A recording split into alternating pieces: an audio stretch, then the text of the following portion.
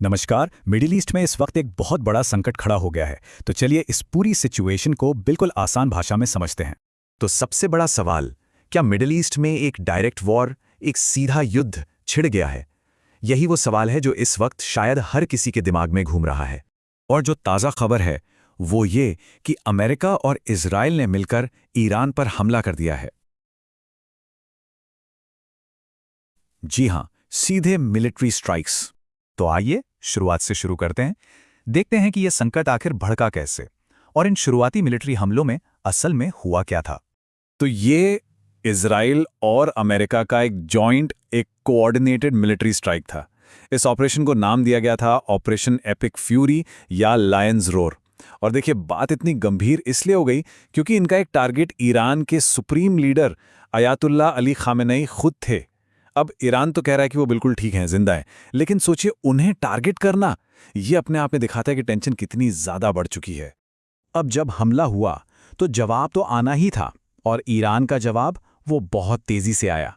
एक बिल्कुल सीधा काउंटर अटैक। आइए देखते हैं उन्होंने क्या किया।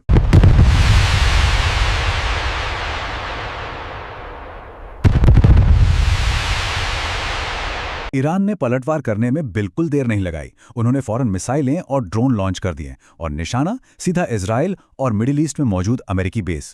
इसके बाद इजराइल में तो धमाके हुए ही, साथ ही यूएई, कुवैत, बहरीन जैसे गल्फ देशों से भी धमाकों की खबरें आने लगीं। मतलब साफ है, ये आग बहुत तेजी से फैल रही थी। तो ये तो हो गई क्या हुआ की बात, लेकिन अब सवाल उठता है क्यों?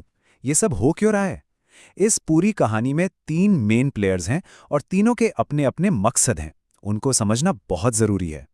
चलिए तीनों के पॉइंट ऑफ व्यू को देखते हैं। सबसे पहले इजराइल। उनका कहना है कि भाई, ईरान का न्यूक्लियर और मिसाइल प्रोग्राम हमारे अस्तित्व के लिए, हमारी एग्जिस्टेंस के लिए खतरा है।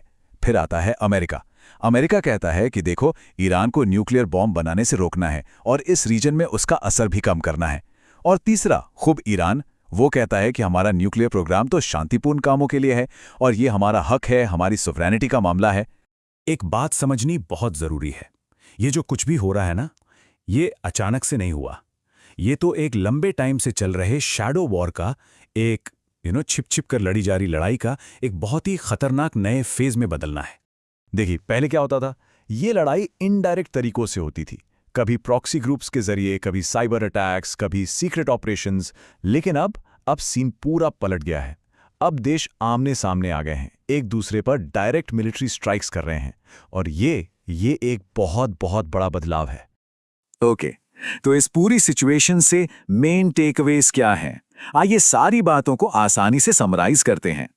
नंबर 1, ये ईरान और इजराइल के बीच एक बहुत बड़ा जियोपॉलिटिकल क्लैश है, इसमें कोई शक नहीं।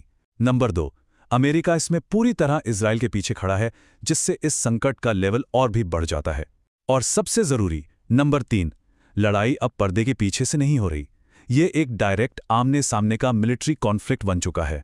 तो आखिर में सबसे बड़ा सवाल वहीं आ जाता है। अब जब डायरेक्ट कॉन्फ्लिक्ट एक सच्चाई है, एक रियलिटी है, तो आगे क्या? इसके बाद क्या होगा? और ये एक ऐसा सवाल है जिसका जवाब सिर्फ इस रीजन पर नहीं, बल्कि पूरी दुनिया के भविष्य पर असर डालेगा।